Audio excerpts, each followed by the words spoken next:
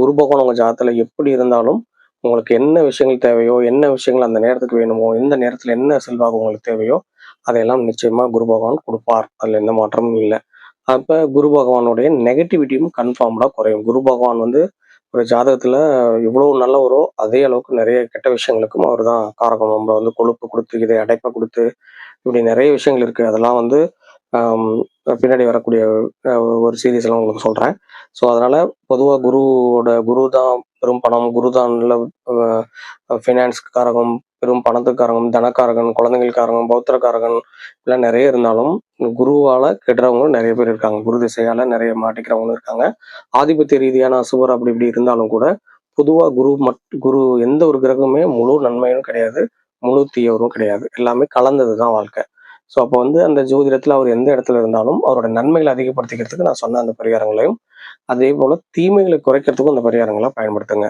அதுல 1, 2 விட்டு போன பரிகாரங்கள்னு நெறைய பரிகாரங்கள் இருந்தாலும், அதுல ரொம்ப முக்கியமான ஒரு பரிகாரம் என்னன்னு பார்த்தீங்கன்னா, வெறும் வயத்துல வெறும் வயத்துல வில்வம் கிடைக்கும். கோயில்கள்லாம் பிரதோஷத்துக்கு வாங்கி கொடுப்போம் இல்லையா? அந்த மாதிரி கோயில்களில் போட்டதா இருந்தாலும் சரி, இல்லை தனியா இருந்தாலும் சரி, இல்லை உங்க பக்கத்துல இருந்த மரம் இருந்தாலும் சரி, வெறும் வயத்துல 1, 2 வில்வ இலைகளை நல்லா மென்னு தண்ணி குடிச்சு, அதை கொஞ்சமா தண்ணி குடிச்சு, அதை நீங்க மென்னு சாப்பிட்றது மூலமா குருவுடைய நெகட்டிவ் விஷயங்களை குறைக்கலாம். இது ரொம்ப ரொம்ப இம்பார்ட்டண்டான விஷயம். அதே போல பேங்க்கு, கோர்ட்டு, கருவூலங்கள், இந்த இது மாதிரி பணம் புழங்கக்கூடிய இடங்கள், இந்த மாதிரி இடங்களுக்கு அடிக்கடி போயிட்டு வர்றதை தவிர்க்கணும். ஆக்டிவா அந்த இடத்துக்குலாம் போயிட்டு வந்தா குருபலம் இன்க்ரீஸ் ஆயிரும்னு நினைச்சுக்காதீங்க, ரிவர்ஸ் ஆயிடும்.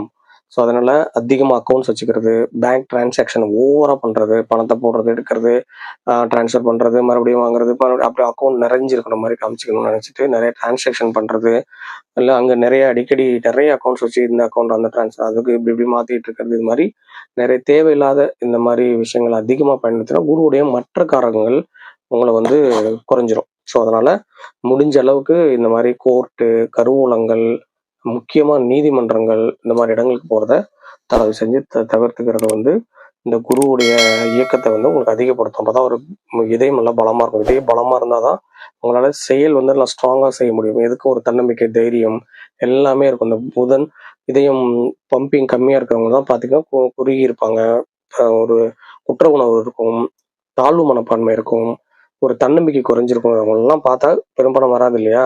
அந்த மாதிரி விஷயம்தான். ஸோ அதனால முடிஞ்ச அளவுக்கு இந்த மாதிரியான பரிகாரங்களை ஃபாலோ பண்ணி குருவோட பலத்தை இன்க்ரீஸ் பண்ணி எல்லாருக்கும் நன்மை செஞ்சு நல்வாழ்வு வாழுங்க. நன்றி, வணக்கம். மீண்டும் அடுத்த கிரகத்தோட விஷயத்தை பார்ப்போம். தேங்க்யூ.